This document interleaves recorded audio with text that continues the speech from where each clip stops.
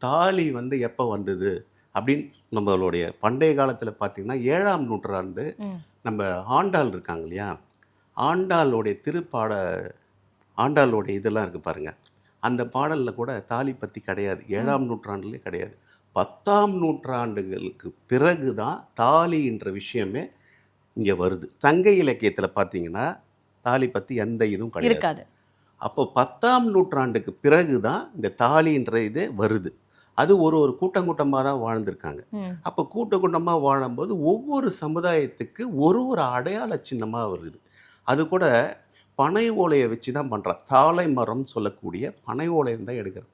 அது ஒவ்வொரு கூட்டம் இருக்கும்போது அது ஜாதியாக அப்படியே உருவாகிடுது.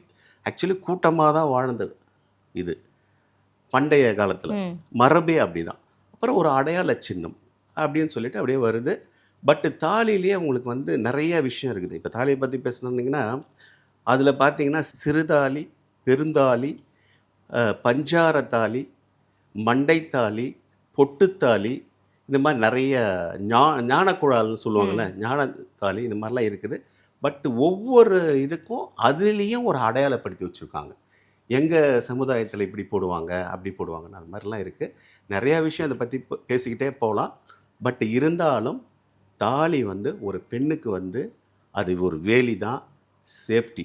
ஏன்னா இந்த சமுதாயத்தில் ஆண்கள் என்ற கழுகு கண்களிலிருந்து தப்பிக்கிறதுக்கு மெட்டியும் தாலியும் அவசியம் என்பது என்னுடைய கருத்து.